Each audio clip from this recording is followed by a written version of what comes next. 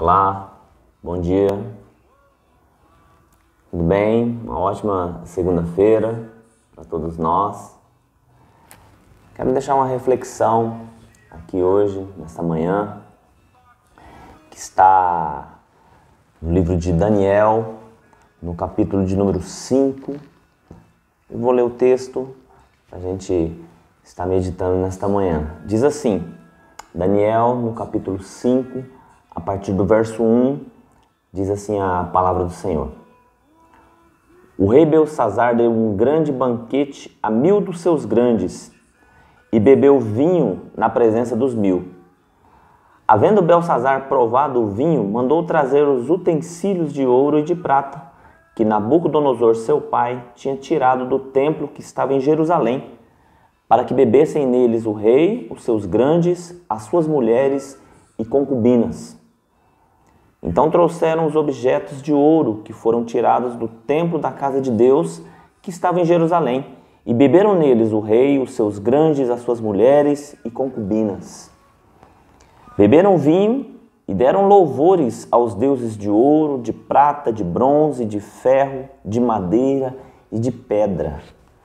Na mesma hora apareceram uns dedos de mão de homem, e escreviam defronte do castiçal, na caiadura da parede do palácio real. O rei via a parte da mão que estava escrevendo.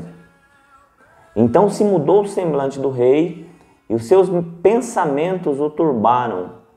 As juntas dos seus lombos se relaxaram, e os seus joelhos bateram um no outro.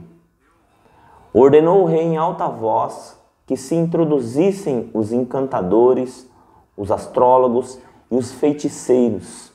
E disse o rei aos sábios da Babilônia: qualquer que ler esta escritura e me declarar a sua interpretação, será vestido de púrpura e trará uma cadeia de ouro ao pescoço e será, no reino, o terceiro dominador.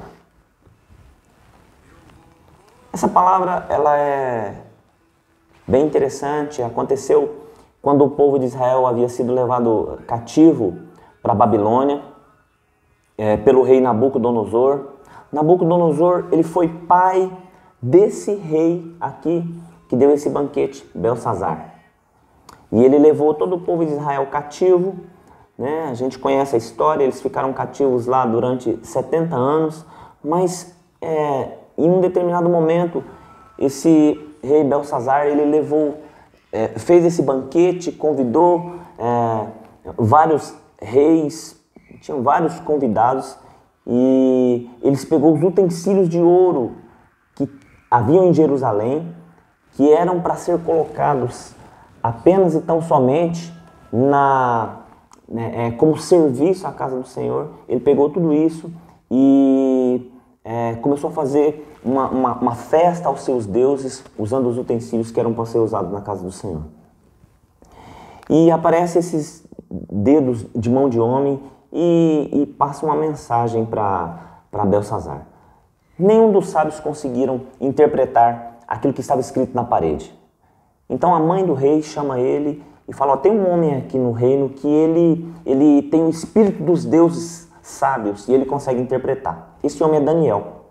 Então ele manda chamar Daniel e ele oferece ali algumas dádivas para Daniel, né? E ele fala que vai colocar Daniel como quem tinha autoridade, o terceiro como quem tinha autoridade no reino.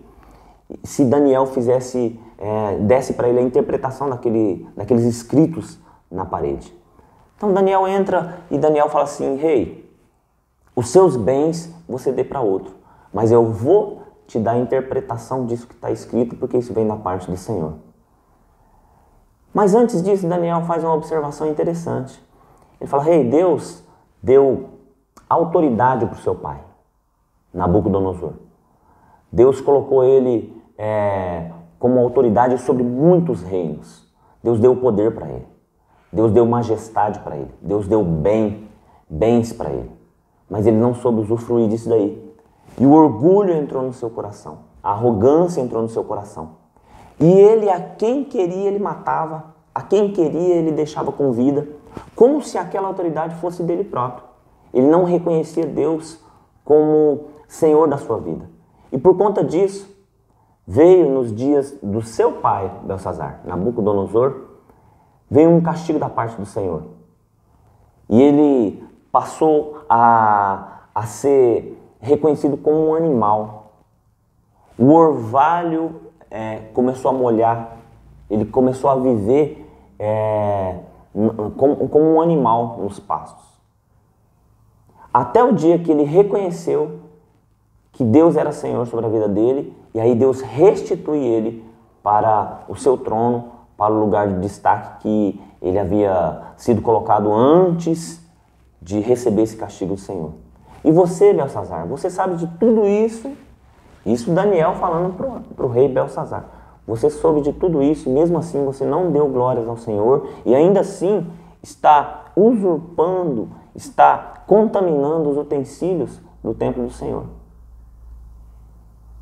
Por isso que Deus mandou essa mensagem para você.